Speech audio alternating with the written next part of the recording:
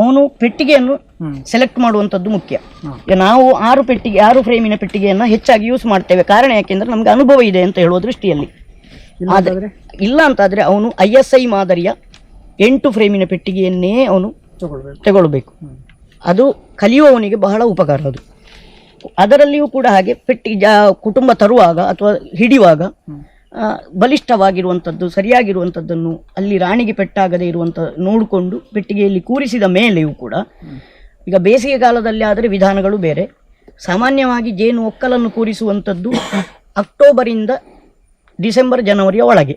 ಆ ನಂತರ ಜೇನು ಒಕ್ಕಲು ಕೂರಿಸಿದ್ರೂ ಕೂಡ ಅವುಗಳು ನಿಂತ್ಕೊಳ್ಳೋದಕ್ಕೆ ಅಪವಾದಕ್ಕೆ ನಿಲ್ಬೋದು, ಆದರೆ ಸಾಮಾನ್ಯವಾಗಿ ನಿಲ್ಲುವುದಿಲ್ಲ. ಕಾರಣ ಯಾಕೆಂದರೆ ಬಿಸಿಲಿನ ವೇಗ ಅಥವಾ ಆಹಾರಗಳು ಬೇಕಾದಷ್ಟು ಈಗ ಸಿಗ್ತದೆ ಅಂತ ಆಗುವಾಗ ಮತ್ತೆ ಆ ಗೂಡಲ್ಲಿ ಕೂತ್ಕೊಳ್ಳಿಕ್ಕೆ ಅವು ಮನಸ್ಸು ಮಾಡುವುದಿಲ್ಲ, ಬೇರೆ ಹೋಗ್ತವೆ. ಹಾಗಾಗಿ ಸರಿಯಾಗಿ ಮೊದಲು ಜೇನಿನ ಹತ್ತಿರ ಹೋಗಲಿಕ್ಕೆ ಕಲಿಬೇಕು, ಅದನ್ನು ಮುಟ್ಲಿಕ್ಕೆ ಕಲಿಬೇಕು. ಚುಚ್ಚಿಸ್ಕೊಂಡ್ರೂ ಕೂಡ ಅದನ್ನು ಅನುಭವಿಸಲಿಕ್ಕೆ ಮೊದಲು ಕಲಿಬೇಕು, ಆಮೇಲೆ ಜೇನು ಕೃಷಿಗೆ ಇಳಿಬೇಕು ಎನ್ನುವುದು ನನ್ನ ಒಂದು ಅನಿಸಿಕೆ. ಕಾರಣ ಯಾಕೆಂದರೆ ಒಂದೇ ಸಲಕ್ಕೆ ನಾವು 50 ಪೆಟ್ಟಿಗೆ ಹಾಕ್ತೇನೆ ಬೇಡ. ಒಂದು ಸಲಕ್ಕೆ ಕೇವಲ 2 ಅಥವಾ 3 ಪೆಟ್ಟಿಗೆಯನ್ನು ಹಾಕಿಕೊಂಡು 8 ಫ್ರೇಮಿನ ಅದರಲ್ಲಿ 1 ವರ್ಷ ಕಳೆದಾಗುವಾಗ ಸಾಮಾನ್ಯ ಅವುಗಳೇ ನಮಗೆ ಕಲಿಸ್ತವೆ. ನಾವು ಹೇಗೆ ಮಾಡಬೇಕು ಏನು ಮಾಡಬೇಕು ಅಂತ ಹೇಳುವಂಥದ್ದನ್ನು ಜೇನು ಕುಟುಂಬಗಳೇ ನಮಗೆ ಕಲಿಸ್ತವೆ.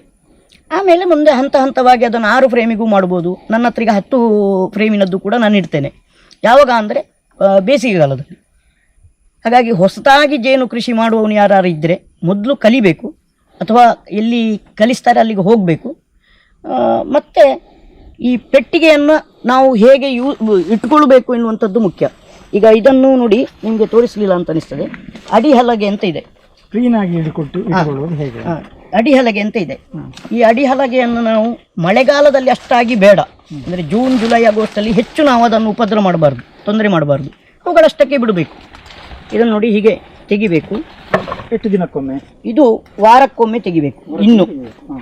ಇನ್ನಿದೆಯಲ್ಲ ಅಕ್ಟೋಬರ್ ನವೆಂಬರ್ ಡಿಸೆಂಬರ್ ಜನವರಿ ತನಕ ವಾರಕ್ಕೊಮ್ಮೆ ಹೀಗೆ ತೆಗಿಬೇಕು. ತೆಗೆದು ಅದನ್ನು ಅಡಿಮಣೆಯನ್ನು ಕ್ಲೀನ್ ಮಾಡಬೇಕು.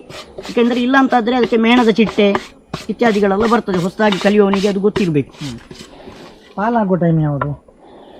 ಪಾಲು ಸಹಜ ಪಾಲಾಗೋದು ಫೆಬ್ರವರಿಯಲ್ಲಿ, ಮಾರ್ಚಲ್ಲಿ ಸಹಜ ಪಾಲಾಗುವಿಕೆ, ಅವುಗಳಾಗಿಯೇ ಪಾಲಾಗುವಂಥದ್ದು. ಕೆಲವು ಸಲ ಅಕ್ಟೋಬರಲ್ಲಿ ಆಗ್ತದೆ.